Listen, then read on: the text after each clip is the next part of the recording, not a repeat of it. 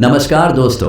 कभी कभी यूं ही बेवजह किसी बात को लेकर हमारे मन में फिजूल तरह तरह के सवाल उठने लगते हैं। अगर कभी कोई हमें कुछ बात कह देता है तो वो बात हमारे मन में बार बार घूमते रहती हैं और उस बात को लेकर हम अक्सर बहुत तनाव में आ जाते हैं और इस वजह से हमारी सेहत पर इसका बहुत बुरा असर पड़ता है।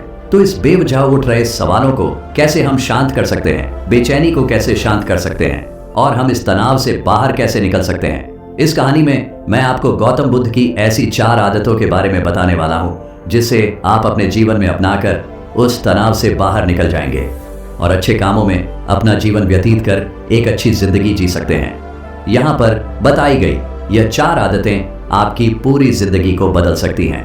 अगर आप इन 4 आदतों को अपने जीवन में अपना लेते हैं तो फिर आप अपने जीवन को एक खुशहाल जिंदगी में बदल देंगे और फिर आपका मन कभी भी बेचैन नहीं होगा, ना ही उदास रहेगी और ना ही बेफिजूल के कामों में व्यस्त रहेगा।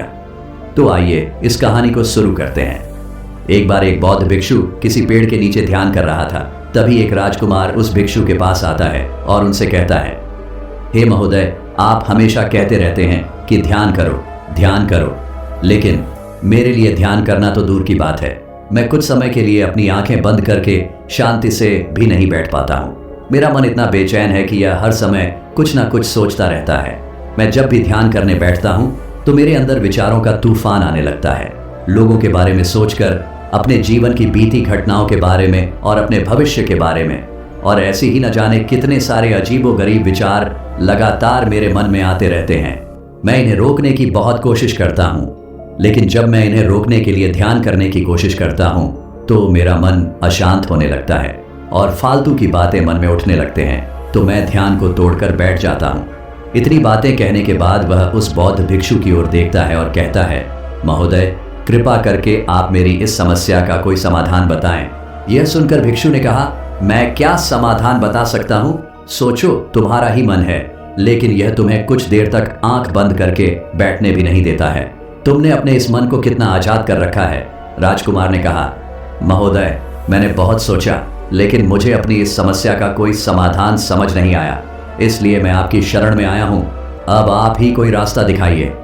भिक्षु ने कुछ देर तक राजकुमार के चेहरे की तरफ बड़े ध्यान से देखा और फिर कहा, ठीक है, मैं तुम्हें अपने स्वामी गौतम बुद्ध की बताई गई 4 आदत के बारे में बताऊंगा। अगर तुम ये 4 आदतें छोड़ दोगे तो फिर तुम्हारा मन लगने लगेगा और तुम्हें कभी भी बेचैनी नहीं होगी। राजकुमार पूरे ध्यान लगाकर उस बौद्ध भिक्षु की बातें सुनने लगा। भिक्षु ने कहा, पहली आदत यह है कि दूसरों के मन को पढ़ना छोड़ दो। तुम और तुम्हारे जैसे ज्यादातर लोग यही गलती करते हैं कि वो दूसरों के मन की बातों को पढ़ने का प्रयास करते हैं, जैसे कि अच्छा, सामने वाला मेरे बारे में ऐसा सोच रहा है। और यही एक आदत तुम्हें सबसे ज्यादा बेचैन और परेशान करती है। ज्यादातर समय पर लोग दूसरों के मन की बातों को गलत और नकारात्मक तरीके से ही पढ़ते हैं।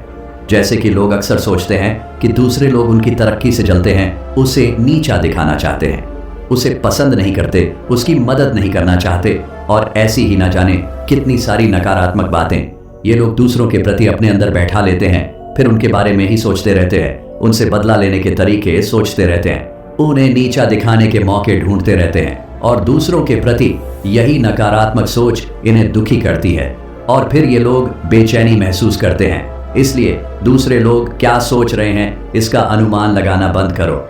दूसरे लोगों के मन के विचारों को पढ़ने की कोशिश करना बंद करो। अगर पढ़ना ही है तो खुद के विचारों को पढ़ना शुरू करो कि तुम्हारे अंदर क्या चल रहा है। कहीं तुम नकारात्मक सोच, शिकायत या बुराई करने जैसी आदतों के शिकार तो नहीं हो रहे हो। फिर बौद्ध भिक्षु ने कहा, दूसरी आदत ये सोचना कि अगर असफल हो गए तो लोग क्या कहेंगे, कहीं लोग मुझ पे हंसेंगे तो नहीं। जो हंस रहा है उसे हंसने दो। लोगों के असफलता पर हंसना तो लोगों का धर्म है, क्योंकि अगर तुम सफल हो जाते तो यही वो लोग हैं जो तुम्हारी तारीफ करते, तुम्हें सम्मान देते, तुम पर गर्व करते। अगर तुम अपनी सफल होने पर दूसरों से तारीफ की उम्मीद करते हो तो अपनी असफलता पर उनके हंसने से तुम्हें दुखी नहीं होना चाहिए। और समस्या ही यही है कि हम इंसान असफलता को बुरा मानते हैं, जबकि असफल होना सफल होने से भी ज्यादा जरूरी है, क्योंकि बिना असफल हुए सफल इंसान के अंदर घमंड और दूसरों को खुद से छोटा समझने की भावना पैदा करती है, जबकि असफलता हमें विनम्र रहना, धैर्य रखना और लगातार प्रयास करना सिखाती है। इसलिए असफलता को बुरा मत समझो, और अगर तुम्हारे काम में असफल होने की संभावना नहीं है तो इसका अर्थ है कि तुमने अपना लक्ष्य अपनी क्षमताओं से छोटा बनाया है। और अगर लोग तुम पर हंस नहीं रहे, तुम्हें ताने नहीं मार रहे हैं, तुम्हारी बुराई नहीं कर रहे हैं, तो इसका मतलब तुम अंदर से मरे हुए हो।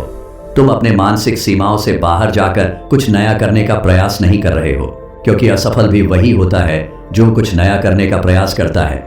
और एक बात हमेशा याद रखना, अगर तुम्हारे अंदर असफल होने का साहस नहीं है तो तुम कभी भी कोई भी बड़ा लक्ष्य हासिल नहीं कर पाओगे जो तुम करना चाहते हो।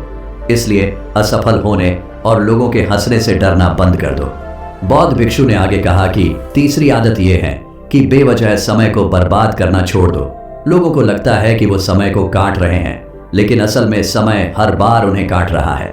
लोगों के द्वारा समय को व्यर्थ के कामों में बर्बाद करने का केवल एक ही कारण है, और वह ये है कि उन्हें लगता है कि उनके पास बहुत समय है, जबकि सच्चाई यह नहीं है, क्योंकि उनसे पहले वाले लोगों को भी यही लगता था कि उनके पास बहुत समय है।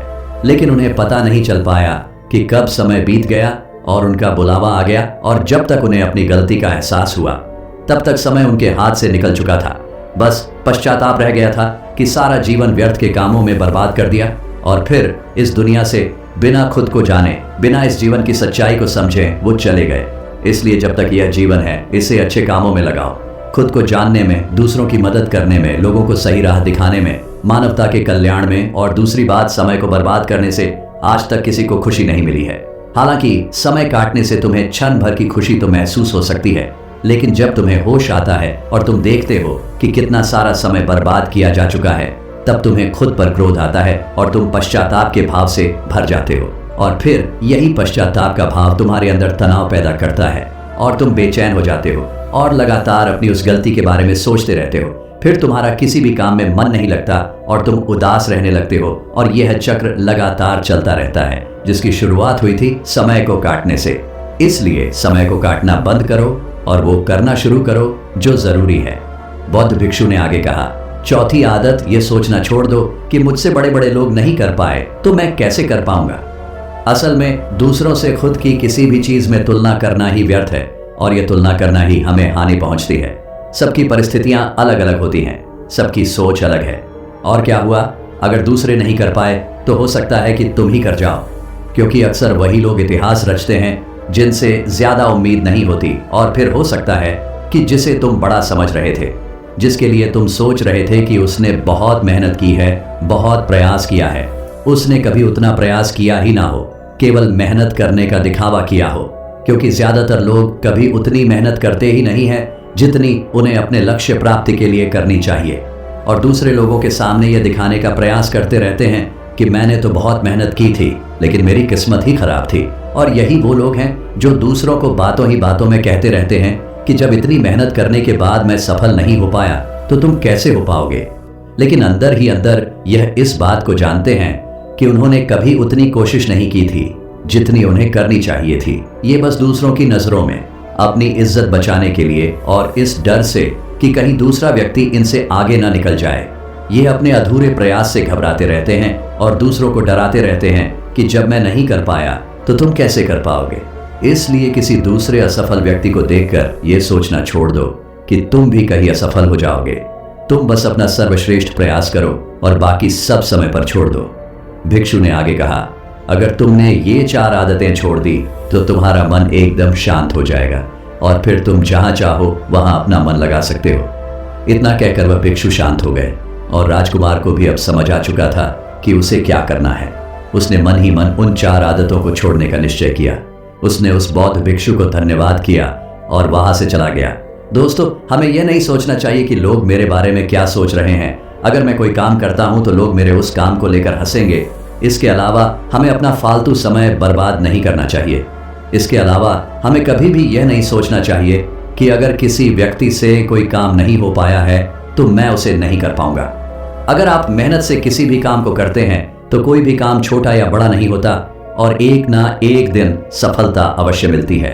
तो दोस्तों, अगर आपको ये कहानी पसंद आई है तो इसे लाइक करें, कमेंट करें और अपनों तक शेयर करें, और हमारे इस चैनल को सब्सक्राइब करें ताकि आगे भी आपके लिए ऐसी कहानियां लेकर आते रहेंगे। तब तक के लिए धन्यवाद।